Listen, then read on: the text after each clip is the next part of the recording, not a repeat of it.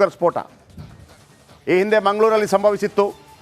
Cooker ಸ್ಫೋಟದಿಂದ ಇಬ್ಬರಿಗೆ ಗಾಯವಾಗಿತ್ತು. JP ನಗರದ ಉಡುಪಿ ಭವನದ ಬಳಿ ಈ ಘಟನೆ ನಡೆದಿದೆ. ಆತಂಕ ಏನಪ್ಪ, ನಾಳೆ ಸ್ವಾತಂತ್ರ್ಯೋತ್ಸವ. ಕುಕ್ಕರ್ ಸ್ಫೋಟದಲ್ಲಿ ಮೋಸಿನ್ ಎಂಬಾತ ಸಾವಿಗೀಡಾಗಿದ್ದಾನೆ. ಸಮೀರ್ ಸ್ಥಿತಿ ಗಂಭೀರವಾಗಿದೆ. ಈಗ ಬಾಂಬ್ ಸ್ಕ್ವಾಡ್ನಿಂದ ಪರಿಶೀಲನೆ, ಜೊತೆಗೆ ಪುಟ್ಟೇನಹಳ್ಳಿ ಪೊಲೀಸರಿಂದಲೂ ಘಟನಾ ಸ್ಥಳದಲ್ಲಿ ಪರಿಶೀಲನೆ. ಸಮೀರ್, ಮೋಸಿನ್ ಎಂಬುವರಿಗೆ ಗಾಯವಾಗಿದೆ. ಸೋಮವಾರ ಬೆಳಗ್ಗೆ ನಡೆದಿರುವ ಘಟನೆ. ಸ್ವಾತಂತ್ರ್ಯ ದಿನಾಚರಣೆ ಮುನ್ನವೇ ಸ್ಫೋಟ. ಕುಕ್ಕರ್ ಸ್ಫೋಟದಿಂದ ಆತಂಕದ ವಾತಾವರಣ ನಿರ್ಮಾಣವಾಗಿದೆ. ಸ್ಥಳಕ್ಕೆ BDTS ಭೇಟಿ ನೀಡಿ ಪರಿಶೀಲನೆ ಮಾಡ್ತಾ ಇದ್ದಾರೆ. ನೋಡಿ, ಕುಕ್ಕರ್ ಸ್ಫೋಟಗೊಂಡಿದೆ. ಯಾಕೆ ಕುಕ್ಕರ್ ಸ್ಫೋಟ ಅಂತ ಹೇಳಿದ ತಕ್ಷಣ ಸ್ವಲ್ಪ ಆತಂಕ ಉಂಟಾಗುತ್ತೆ ಅಂತಂದರೆ,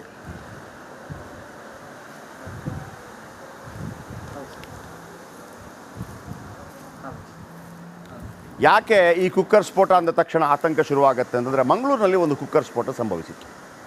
ಅದರ ಹಿಂದೆ ದೊಡ್ಡ ದುಷ್ಕೃತ್ಯದ ಕೈವಾಡ ಇತ್ತು. ರಾಜಕೀಯ ನಾಯಕರು ಅಲ್ಲೂ ಕೂಡ ಪಾಲಿಟಿಕ್ಸ್ ಮಾಡೋಕ್ಕೆ ಹೋದರು.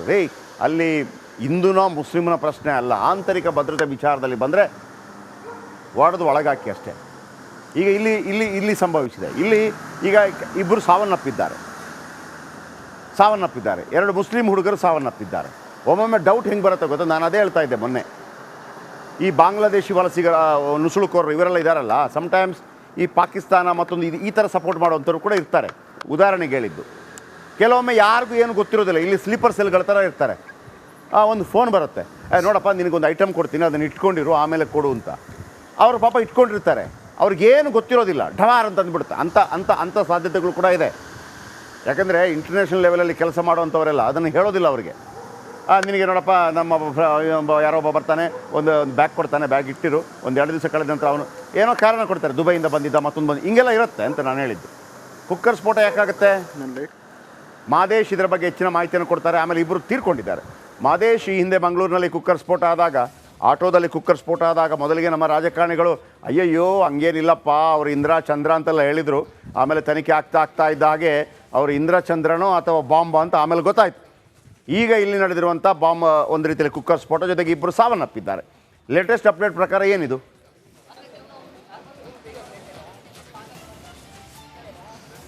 ಜಯಪ್ರಕಾಶ್, ನಿನ್ನೆ ಎಕ್ಸಾಕ್ಟ್ಲಿ ಮಧ್ಯಾಹ್ನ 12:15 ನಡೆದಿರುವಂಥ ಘಟನೆ ಇದು. ಇಬ್ಬರು ಸಲೂನ್ನಲ್ಲಿ ಕೆಲಸ ಮಾಡ್ತಿದ್ದಂಥ ಸಮೀರ್ ಮತ್ತು ಮೋಸಿನ್ ಎಂಬಾತರು, ಇವರಿಬ್ಬರು ಕೂಡ ಈ ಒಂದು ರೂಮ್ನಲ್ಲಿ, ಅಂದರೆ JP ನಗರದ ಈ ಒಂದು ಬಿಲ್ಡಿಂಗ್ನಲ್ಲಿ ವಾಸ ಇರ್ತಾರೆ. ಇಲ್ಲಿ ನಮ್ಮ ವಿಡಿಯೋ ಜರ್ನಲಿಸ್ಟ್ ಮಂಜುನಾಥ್ ನಿಮಗೆ ಎಲ್ಲವನ್ನು ತೋರಿಸ್ತಿದ್ದಾರೆ. ಘಟನಾ ಸ್ಥಳದಲ್ಲಿ ಈ ಒಂದು ಟೆರೆಸ್ ಮೇಲಿರುವಂಥ ಈ ಒಂದು ರೂಮ್ನಲ್ಲಿ ಇಬ್ಬರು ಕೂಡ ವಾಸ ಇದ್ದಂಥ ಸಂದರ್ಭದಲ್ಲಿ ನಿನ್ನೆ ಏಕಾಏಕಿ 12:15 ಸುಮಾರಿಗೆ ಈ ಒಂದು ಮನೆಯಲ್ಲಿ ಏಕಾಏಕಿ ಕುಕ್ಕರ್ ಬ್ಲಾಸ್ಟ್ ಆಗುತ್ತೆ. ಬ್ಲಾಸ್ಟ್ ಆದಂಥ ತೀವ್ರತೆಗೆ ಕಂಪ್ಲೀಟ್ ಆಗಿ ಈ ಮನೆಗೆ ಇರುವಂಥ, ಅಂದರೆ ಈ ರೂಮ್ಗೆ ಇರುವಂಥ 4 ಗೋಡೆಗಳ ಗ್ಲಾಸ್ಗಳು ಕೂಡ ಕಂಪ್ಲೀಟ್ ಆಗಿ ಛಿದ್ರ ಆಗಿದೆ. ಜೊತೆಗೆ ಮನೆಯಲ್ಲಿದ್ದಂಥ ಎಲ್ಲ ವಸ್ತುಗಳು ಕೂಡ ಚೆಲ್ಲಾಪಿಲ್ಲಿಯಾಗಿ ಹೊರಗಡೆ ಬಿದ್ದಿದೆ. ಯಾವಾಗ ದೊಡ್ಡದಾಗಿ ಸ್ಫೋಟ ಆಗಿರುವಂಥ ಸದ್ದು ಕೇಳಿಸುತ್ತೋ ಕೂಡಲೇ ಸ್ಥಳೀಯರು ಘಟನಾ ಸ್ಥಳಕ್ಕೆ ಬಂದು ನೋಡ್ತಾರೆ. ನೋಡಿದಂಥ ಸಂದರ್ಭದಲ್ಲಿ ಇಬ್ಬರು ಕೂಡ ಒಳಗಡೆ, ಸಮೀರ್ ಮತ್ತು ಮೋಸಿನ್ ಇರ್ತಾರೆ. ಕಂಪ್ಲೀಟ್ ಆಗಿ ಅವರಿಗೆ ಸುಟ್ಟಿರುವಂಥ ಗಾಯಗಳಾಗಿರುತ್ತೆ. ಆ ಒಂದು ಸುಟ್ಟಿರೋ ಗಾಯದ ಬೆನ್ನಲ್ಲೇ ಹೊರಗಡೆ ಬರ್ತಿರ್ತಾರೆ. ಬಂದಂಥ ಸಂದರ್ಭದಲ್ಲಿ ಸ್ಥಳೀಯರು ಅವರನ್ನು ಸಹಾಯಕ್ಕೆ ಧಾವಿಸಿ ಅವರನ್ನು ವಿಕ್ಟೋರಿಯಾ ಆಸ್ಪತ್ರೆಗೆ ದಾಖಲಿಸುವಂಥ ಕೆಲಸವನ್ನು ಮಾಡಲಾಗಿತ್ತು. ಅದರಲ್ಲಿ ಇಬ್ಬರಿಗೂ ಕೂಡ ಗಂಭೀರ ಗಾಯಗಳಾಗಿರುವಂಥ ಹಿನ್ನೆಲೆಯಲ್ಲಿ ಇವತ್ತು ಮೋಸಿನ್ ಚಿಕಿತ್ಸೆ ಫಲಕಾರಿಯಾಗಿದೆ. ಒಂದು ನಿಮಿಷ. ಅದು ಆ್ಯಸ್ ಯೂಶುವಲ್ ಕುಕ್ಕರ್ ಬ್ಲಾಸ್ಟ್ ಆದರೆ ಸಮಸ್ಯೆನೇ ಇಲ್ಲ. ಇದರ ಹಿಂದೆ ಭಯೋತ್ಪಾದನಾ ಕೃತ್ಯಗಳೇನಾದರೂ ಇದೆಯಾ ಅಂತ ಅಷ್ಟೇ ನನ್ನ ಕ್ವಶನ್.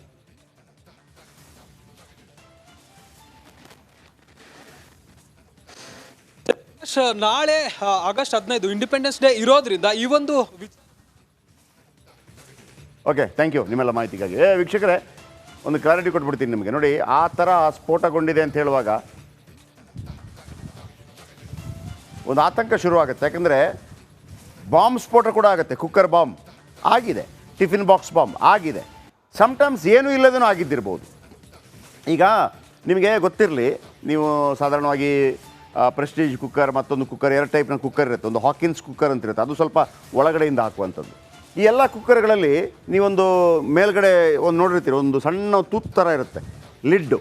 ಅದು ಯಾಕಿರುತ್ತೆ ಅಂತಂದರೆ, ಒಂದು ವೇಳೆ ಏನಾದರೂ ಆ ವಿಸಿಲ್ ಹಾಕುವ ಜಾಗದಲ್ಲಿ ಬ್ಲಾಕ್ ಆಗಿಬಿಟ್ಟು ಪ್ರೆಷರ್ ಹೊರಗೆ ಹೋಗಿಲ್ಲ ಅಂತಂದರೆ, ವಿಜಿಲ್ ಹೊಡೆದಿಲ್ಲ ಅಂತಂದರೆ ಆ ಲಿಡ್ ಕರಗುತ್ತೆ. ಲಿಡ್ ಕರಗಿಬಿಟ್ಟು ನಿಮಗೆ ಆತಂಕದಿಂದ ದೂರ ಮಾಡುತ್ತೆ. ನಿಮಗೆ ಮಿಕ್ಸರ್ ಗ್ರೈಂಡರಲ್ಲಿ ಕೂಡ ಗೊತ್ತಿರ್ಬೋದು, ತುಂಬ ಜನರಿಗೆ ಗೊತ್ತಿದೆಯಲ್ಲೋ ಗೊತ್ತಿಲ್ಲ. ಸಮ್ಟೈಮ್ಸ್ ತುಂಬ ಲೋಡ್ ಆಗಿರುತ್ತೆ, ಓಡ್ತಾ ಇರೋದಿಲ್ಲ. ನೀವು ಮಿಕ್ಸರ್ ಗ್ರೈಂಡರನ್ನು ಸ್ವಲ್ಪ ಕೆಳಗೆ ಹಿಂಗೆ ಬಗ್ಸಿ ನೋಡಿ, ಅಲ್ಲೊಂದು ಕೆಂಪು ಬಟನ್ ಇರುತ್ತೆ, ಅದನ್ನು ಪ್ರೆಸ್ ಮಾಡಿದ್ರೆ ಸಾಕು, ಸರಿಯಾಗಿ ಬಿಡ್ತದೆ. ಎಷ್ಟು ಜನರಿಗೆ ಗೊತ್ತಿಲ್ಲ. ಅದೇ ಥರ ಇಲ್ಲೊಂದು ಲಿಡ್ ಇರುತ್ತೆ, ಲಿಡ್ ಕರಗೋಗ್ಬಿಡುತ್ತೆ. ಇನ್ನು ಹಾಕಿನ್ಸನ್ ಅಂತ ಕುಕ್ಕರಲ್ಲಿ ಏನಿರುತ್ತೆ, ಆ ಲಿಡ್ಡು ಆ ಹ್ಯಾಂಡಲ್ ಇದೆಯಲ್ಲ ಅದರ ಕೆಳಗಿರುತ್ತೆ. ಒಂದು ವೇಳೆ ಅದು ಓಪನ್ ಆದರೂ ಕೂಡ ಯಾರಿಗೂ ತೊಂದರೆ ಉಂಟಾಗೋದಿಲ್ಲ. ಆ ಲಿಡ್ ಕರಗದೇ ಇದ್ದಾಗ ಬ್ಲಾಸ್ಟ್ ಆಗುತ್ತೆ. ಇದು ಕಾಮನ್ ಆಗಿ ಯಾವುದೇ ಅಂದರೆ ಕುಕ್ಕರ್ ಬ್ಲಾಸ್ಟ್ ಆಗುವಂಥದ್ದು. ಆದರೆ ಈ ಕುಕ್ಕರ್ ಬ್ಲಾಸ್ಟ್ನ ಹಿಂದೆ ಭಯೋತ್ಪಾದಕ ಕೃತ್ಯ ಇದೆಯಾ, ಅದು ಕ್ವಶನ್. ಅದರ ಬಗ್ಗೆ ಇನ್ನಷ್ಟು ಹೆಚ್ಚು ಮಾಹಿತಿ ಕಲೆ ಹಾಕಿ ನಿಮ್ಗೆ ಕೊಡ್ತೀವಿ. Thank you. ಓಕೆ, ಮತ್ತೊಂದು ಕಡೆ ನನಗಿದರ ಬಗ್ಗೆ ಡೌಟ್ ಇದೆ. ಏನಪ್ಪ ಅಂತಂದರೆ TB ಡ್ಯಾಮ್ ಅಲ್ಲಿ ಒಡೆದೋಗಿದೆ. ಅಂದರೆ 19ನೇ ಕ್ರಶ್ ಗೇಟ್ ಚೈನ್ ಭಾಳ ದೊಡ್ಡ ಮಟ್ಟದಲ್ಲಿ ಸುದ್ದಿ ಆಗ್ತಾ ಇದೆ. ರಾಜ್ಯ ಸರ್ಕಾರದ ಅಸಹಾಯಕತೆ ಬಗ್ಗೆ, ರಾಜ್ಯ ಸರ್ಕಾರ ಅಂದರೆ ಕೇವಲ ಕಾಂಗ್ರೆಸ್ ಸರ್ಕಾರ ಅಂತ ಹೇಳ್ತಾ ಇಲ್ಲ, ಅದರ ಏನು ಆ ಅಣೆಕಟ್ಟೆಗಿರೋ ಆಯಸ್ಸು 50 ವರ್ಷ, 79 ವರ್ಷ ಆಗಿದೆ. 29 ವರ್ಷ ಏನು ಕಲೆಕಾಯಿ ತಿಂತಾ ಇದ್ರೆ ಉಳಿದ ರಾಜಕೀಯ ನಾಯಕರುಗಳು, ಪಕ್ಷಗಳು. ಈಗ ಅದು ದೊಡ್ಡ ಸುದ್ದಿ ಆಗುವಂಥ ಸಂದರ್ಭದಲ್ಲಿ ಆ ಸುದ್ದಿಯನ್ನು ಬೇರೆ ಕಡೆ ತಿರುಗಿಸುವಂಥ ಒಂದು ಪ್ರಯತ್ನಗಳಾಗ್ತಾ ಇದೆಯಾ ಅನ್ನುವಂಥ ಆರಂಭಿಕ ಡೌಟ್ ನನಗಾಗ್ತಾ ಇದೆ. ಇದನ್ನು ವೈಯಕ್ತಿಕ ಡೌಟ್. ಏನು, ರಾಜ್ಯದಲ್ಲಿ ಗ್ಯಾರಂಟಿ ಬಂದಾಗತ್ತಾ? ಮಹಿಳೆಯರ ಅಕೌಂಟಿಗೆ ದುಡ್ಡು ಬರೋದಿಲ್ವಾ? ಕರೆಂಟ್ ಬಿಲ್ ಕಟ್ಟೋದು ಇನ್ನು ಮುಂದೆ ತಪ್ಪೋದಿಲ್ವಾ? ಫ್ರೀ ಅಕ್ಕಿ ಇನ್ನು ಮುಂದೆ ಕೊಡ್ತಾರೋ ಇಲ್ವಾ? ಮುನಿಯಪ್ಪ ಇದರ ಬಗ್ಗೆ ಒಂದು ಮಾಹಿತಿ ಕೊಟ್ಟಿದ್ದಾರೆ. ನನಗೆ ಈಗಲೂ ಹೇಳ್ತಾ ಇದ್ದೀನಿ, ಈ ಹೇಳಿಕೆಯನ್ನು ಕೊಟ್ಟಿರೋದು ಇವರು ಮತ್ತು ಪರಮೇಶ್ವರ್ TB ಡ್ಯಾಮ್ ವಿಚಾರವನ್ನು ಬೇರೆ ಕಡೆ ಡೈವರ್ಟ್ ಮಾಡೋಕ್ಕ, ಅಂದರೆ ಗ್ಯಾರಂಟಿ ಇಲ್ಲ ಚರ್ಚೆ ಆಗಲಿ, TB ಡ್ಯಾಮ್ ವಿಚಾರ ಪಕ್ಕಕ್ಕೆ ಹೋಗಲಿ ಅಂತನಾ? ಹಾಗಾಗಿದ್ರೆ ನಾವಂತೂ ಬಿಡೋ ಪ್ರಶ್ನೆ ಇಲ್ಲ. ಅಷ್ಟಕ್ಕೂ ಗ್ಯಾರಂಟಿ ವಿಚಾರದಲ್ಲಿ ಏನಾಗ್ತಾ ಇದೆ ಬನ್ನಿ ನೋಡೋಣ.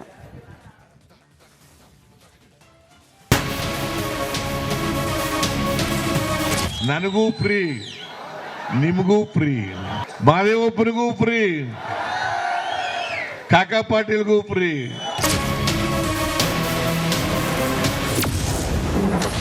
ಗೃಹಲಕ್ಷ್ಮಿಯರ ಅಕೌಂಟ್ಗೆ 2,000 ಬೀಳಲ್ವಾ? ಇನ್ನ ಫ್ರೀ ಗ್ಯಾರಂಟಿಗಳಿಗೆ ಕಾಂಗ್ರೆಸ್ ಸರ್ಕಾರದ ಗುನ್ನ. ಗ್ಯಾರಂಟಿ ಅಂತ ಗದ್ದುಗೆ ಹಿಡಿದ ಕಾಂಗ್ರೆಸ್ ಈಗ ಯೂಟರ್ನ್ ಹೊಡೆಯುವ ಲಕ್ಷಣಗಳು ದಟ್ಟವಾಗ್ತಿವೆ. ಖಜಾನೆಯ ಕೋಟಿ ಕಾಸು ಫ್ರೀ ಯೋಜನೆಗಳಿಗೆ ಖರ್ಚಾಗ್ತಿದೆ. ಅದುವೇ ಕಾಂಗ್ರೆಸ್ಸಿಗರ ನಿದ್ದೆಗೆಡಿಸಿದೆ. ಹೀಗಾಗಿ ನಾಯಕರು ಮಾತು ತಪ್ಪೋ ಮಾತುಗಳನ್ನು ಆಡ್ತಿದ್ದಾರೆ.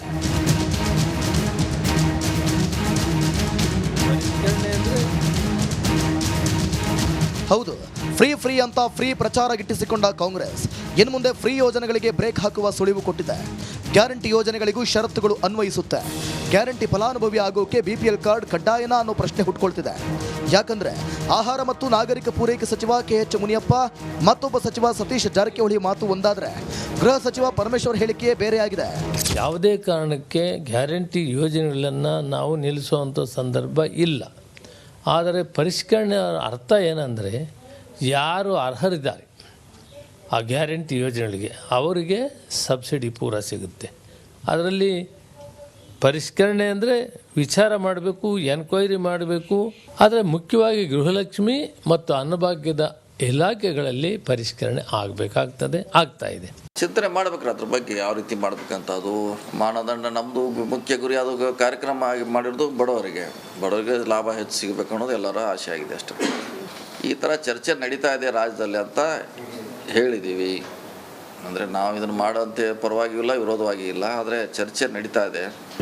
ಯಾವ ಕಾರಣಕ್ಕೂ ನಾವು ಗ್ಯಾರಂಟಿಗಳನ್ನು ಬದಲಾವಣೆ ಮಾಡೋಂಥ ಪ್ರಶ್ನೆ ಆಗಲಿ, ಕತ್ತರಿ ಹಾಕೋ ಪ್ರಶ್ನೆ ಯಾವುದೂ ಇಲ್ಲ.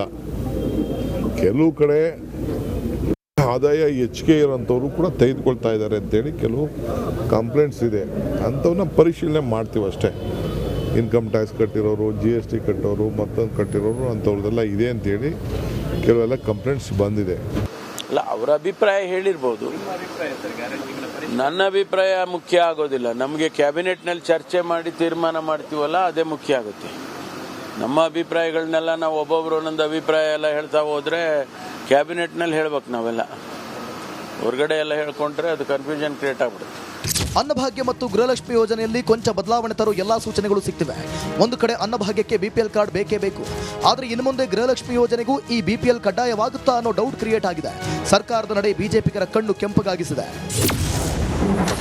ಗ್ಯಾರಂಟಿ ಪರಿಷ್ಕರಣೆಗೆ ಕೇಸರಿ ಕೆಂಡ.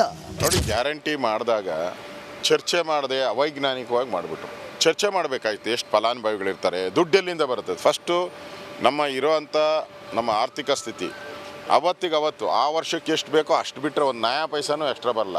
ಪ್ರತಿ ವರ್ಷವೂ ನಾವು 1 ಲಕ್ಷ ಕೋಟಿ ಸಾಲ ಮಾಡಬೇಕು. ಒಟ್ನಲ್ಲಿ ಲೋಕಸಭಾ ಚುನಾವಣೆವರೆಗೂ ಅಷ್ಟೇ ಗ್ಯಾರಂಟಿ ಯೋಜನೆ ಅಂತ ಹರಡುತ್ತಿದ್ದ ಸುಳ್ಳು ಸುದ್ದಿಯೇ ಈಗ ನಿಜ ಆಗೋ ಎಲ್ಲ ಲಕ್ಷಣಗಳು ಎದ್ದು ಕಾಣ್ತಿವೆ. ಇದಕ್ಕೆ ಕಾಂಗ್ರೆಸ್ ನಾಯಕರು ಏನ್ ಹೇಳ್ತಾರೋ, ಮುಂದೆ ಅದೇನ್ ಮಾಡ್ತಾರೋ ಕಾದು ನೋಡ್ಬೇಕಷ್ಟೇ. Bureau report, republic Kannada.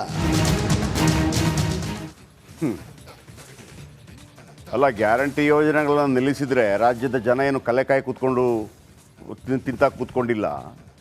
ಅದು ಭಾಳ ದೊಡ್ಡ ಮಟ್ಟದಲ್ಲಿ ರಾಜ್ಯ ಕಾಂಗ್ರೆಸ್ ಸರ್ಕಾರಕ್ಕೆ ಏನು ಬ್ಯಾಕ್ಫೈರ್ ಆಗುವಂಥ ಸಾಧ್ಯತೆ ಇದೆ. ಆದರೆ ಪರಿಷ್ಕರಣೆ ವಿಚಾರ ಹೇಳ್ತಾ ಇದ್ದಾರೆ, ವಿಶೇಷವಾಗಿ ಗೃಹಲಕ್ಷ್ಮಿ ಅಂದರೆ 2,000 ಬರುವಂಥ ವಿಚಾರಕ್ಕೆ ಮತ್ತು ಅಕ್ಕಿ ವಿಚಾರಕ್ಕೆ. ಆದರೆ ನನಗೆ ನಿಜವಾಗಿ ನಾನು ಕಂಡುಕೊಂಡ ವಿಚಾರದಲ್ಲಿ ನಿಮ್ಮ ಗಮನಕ್ಕೆ ತರ್ತಾ ಇದ್ದೀನಿ, ನೀವು ಪರಿಷ್ಕರಣೆ ಮಾಡೋದಿದ್ದರೆ ಫ್ರೀ ಕರೆಂಟ್ ಬಗ್ಗೆ ಮಾಡಬೇಕು. ಯಾಕಂದರೆ ಆರಾಮಿದ್ದವರು ಕೂಡ ಅದನ್ನು ತಗೋತಾ ಇದ್ದಾರೆ, ಕೆಲವರು ತಗೋತಾ ಇಲ್ಲ, ಅವರಾಗೆ ಬಿಟ್ಕೊಡ್ತಾ ಇದ್ದಾರೆ. ಅದು ಬಡವರಿಗೆ ಸಿಗಬೇಕು ಅನ್ನೋದು. ಏನು ಲಕ್ಷಾಂತರ ಸಂಬಳ ಪಡೆಯೋರು ಕೂಡ ಅದನ್ನು ಪಡೀತಾ ಇದ್ದಾರೆ. ಯಾಕಂದರೆ ಅಲ್ಲಿ ನಿಮಗೆ ಆ ಕ್ಲಾರಿಟಿನೇ ಇಲ್ಲ. ಅದು ರಾಜ್ಯ ಸರ್ಕಾರ ಅಥವಾ ನೀವು ಪ್ಲ್ಯಾನ್ ಮಾಡಿದವರ ನಿಮ್ಮ ಮೂರ್ಖತನ. ಅದನ್ನು ಹೆಂಗೆ ಪ್ಲ್ಯಾನ್ ಮಾಡಬೇಕಂದ್ರೆ ಗೊತ್ತಿಲ್ಲ. ಇವರಿಗೆ ಗ್ಯಾರಂಟಿ ಇರಲಿಲ್ಲ ಗೆಲ್ತಾರೆ ಅಂತ, ಗೆದ್ದುಬಿಟ್ಟಾದ ನಂತರ ಏನು ಮಾಡಬೇಕು ಅಂತ ಗೊತ್ತಾಗ್ತಾ ಇಲ್ಲ. ಸೊ ಹಾಗಾಗಿ ಅದನ್ನು ಕರೆಕ್ಟಾಗಿ ಇಂಪ್ಲಿಮೆಂಟ್ ಮಾಡುವಂಥ ಪ್ರಯತ್ನಕ್ಕೆ ನೀವು ಇನ್ನೂ ಕೂಡ ಕೈ ಹಾಕಿಲ್ಲ. ಇನ್ನೂ ಕೂಡ ಬ್ಯಾಂಕ್ ಲಿಂಕ್ ಕರೆಕ್ಟ್ ಇಲ್ಲ. ನೋಡಿ ಎಷ್ಟು ಖರ್ಚಾಗತ್ತೆ. ಮತ್ತೊಮ್ಮೆ ಹೇಳ್ತಾ ಇದ್ದೀನಿ, ಒಂದು ವೇಳೆ ಏನಾದರೂ ಬಂದಾಯಿತು ಅಂತ ಇಟ್ಕೊಳ್ಳಿ, ರಾಜ್ಯದ ಜನ ಸುಮ್ಮನೆ ಇರೋದಿಲ್ಲ, ಅದಂತೂ ಭಾಳ ಪಕ್ಕ. ಇನ್ನು ಗೃಹಲಕ್ಷ್ಮಿಗೆ ಪ್ರತಿ ವರ್ಷಕ್ಕೆ ಎಷ್ಟು 23,098 ಕೋಟಿ ಖರ್ಚಾಗತ್ತೆ ಗೃಹಲಕ್ಷ್ಮಿ. ಇನ್ನು ಗೃಹ ಜ್ಯೋತಿ ಫ್ರೀ ಕರೆಂಟ್ 10,207 ಕೋಟಿ ರೂಪಾಯಿ. ಇನ್ನು ಶಕ್ತಿ ಯೋಜನೆ 4,054 ಕೋಟಿ. ಅನ್ನಭಾಗ್ಯ 7,364 ಕೋಟಿ. ಯುವ ನಿಧಿ 93 ಕೋಟಿ. ಒಟ್ಟು ಗ್ಯಾರಂಟಿಗೆ 44,816 ಕೋಟಿ ಖರ್ಚಾಗತ್ತೆ ಅಂತೇಳಿ. ಇದರಲ್ಲಿ ಗೃಹಲಕ್ಷ್ಮಿಗೆ ಅತಿ ಹೆಚ್ಚು 23,000 ಕೋಟಿ. ಸೊ ಹಾಗಾಗಿ ಅದಕ್ಕೆ ಏನೋ ಕನ್ನ ಹಾಕ್ತಾ ಇದ್ದಾರೆ ಅಂತ ಅನಿಸುತ್ತಾ ಇದೆ, ದುಡ್ಡನ್ನು ಉಳಿಸೋದಕ್ಕೆ.